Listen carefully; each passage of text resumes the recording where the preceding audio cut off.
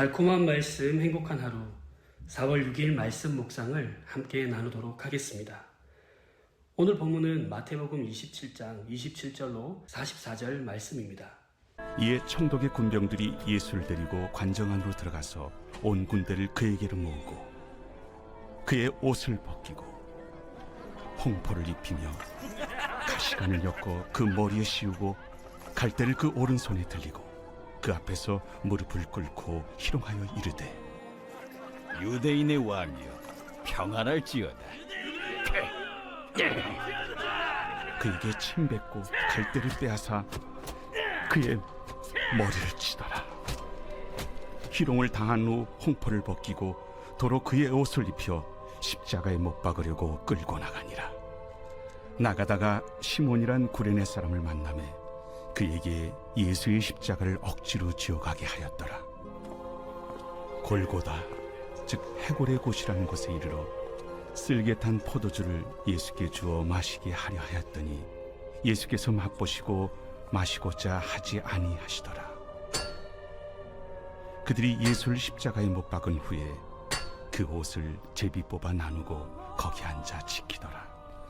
그 머리 위에 이는 유대인의 왕 예수라 쓴 죄패를 붙였더라. 이때 예수와 함께 강도 둘이 십자가에 못 박히니 하나는 우편에 하나는 좌편에 있더라. 지나가는 자들은 자기 머리를 흔들며 예수를 모욕하여 성전을 헐고 사흘에 씻는 자여, 네가 만일 하나님의 아들이거든 자기를 구원하고 십자가에서 내려오라. 그와 같이 대제사장들도 서기관들과 장로들과 함께 희롱하여 그가 남은 구원하였으되 자기는 구원할 수 없도다. 그가 이스라엘의 왕이로다. 지금 십자가에서 내려올지어다. 그리하면 우리가 믿겠노라. 그가 하나님을 신뢰하니 하나님이 원하시면 이제 그를 구원하실지라. 그의 말이 나는 하나님의 아들이라 하였도다. 함께 십자가에 못 박힌 강도들도 이와 같이 욕하더라. 아멘. 운전하시면서 혹은 뛰시면서 들으시는 분들을 제외하고는 잠시 눈을 감으시고 이 장면을 상상해 보시기 바랍니다. 빌라도 총독이 예수님을 십자가형으로 최종 선고했습니다. 십자가형을 받고 난 뒤에 쇠나 짐승의 뼈를 날카롭게 달아맨 채찍으로 채찍질을 당하며 피투성이가 된 예수님은 이제 오늘 본문에서 십자가형을 집행당합니다. 예수님께서 변화산에서 내려와서 제자들에게 인자가 죽임을 당하고 3일 만에 살아날 것이다 라고 하셨죠. 그리고 제자들과 함께 예루살렘에 들어오시기 전에는 좀 더 구체적으로 이방인들에게 넘겨주어 그를 조롱하며 채찍질하며 십자가에 못 박게 할 것이나 제3일에 살아나리라 라고 하셨습니다. 유대인들을 다스리기 위해 주둔한 로마 병사들이 예수님을 희롱하고 괴롭힙니다. 사자떼가 먹잇감을 가지고 노는 것처럼 황제의 대관식 놀이를 합니다. 옷을 벗기고 황제를 상징하는 붉은 옷을 걸치고 가시로 엮은 면류관을 머리에 씌우며 오른손에 갈대 지팡이를 예수님의 손에 쥐어주며 예수님 앞에 무릎을 꿇고 유대인의 왕 만세 하고 희롱하며 말했습니다. 또 그들은 예수님께 침을 뱉고 갈대를 빼앗아서 머리를 쳤습니다. 붉은 옷을 벗기고 예수님의 옷을 도로 입혔습니다. 이제 예수님을 십자가에 못 박기 위해 끌고 나갔습니다. 밤늦게 붙잡히신 후 밤새 신문과 재판을 받고 날이 밝자 공식 재판과 끔찍한 폭력에 조롱까지 당하신 예수님은 육체의 한계에 직면했습니다. 이제부터 재판장을 나가서 골고다까지 예루살렘을 가득 메운 순례객들과 예루살렘 주민들 앞에서 공개적으로 조롱과 수치를 당하셨습니다. 십자가 처형을 통해서 로마 황제에게 반역하는 자들의 최후가 어떻게 되는지 이 강렬한 교훈을 피지배 국민들, 특히 로마 황제보다 야훼를 따르는 그 유대인들에게 심어줄 선전 기회로 삼았습니다. 이제 예루살렘 성을 떠난 지 얼마 되지도 않았는데 예수님이 쓰러졌을 것 같아요. 도저히 불가능하다고 판단한 로마 군병들은 이제 지나가는 사람을 마구잡이로 데려다가 억지로 대신 짊어지게 했습니다. 오늘날의 리비아에 해당하는 구레네에서 오순절을 지키러 온 유대인 시몬이 강제로 동원되어서 예수님 대신 십자가를 졌습니다. 골고다에 이르러서 당시 진통제로 쓰였던 쓸개탄 포도주를 거절하시는 예수님. 우리를 위해 십자가의 고통마저도 온전히 감내하신 예수님. 병사들은 이 예수님의 옷을 다 벗겨 십자가에 못 박았습니다. 예수님께서 입으셨던 옷은 제비를 뽑아서 나눠 가졌습니다.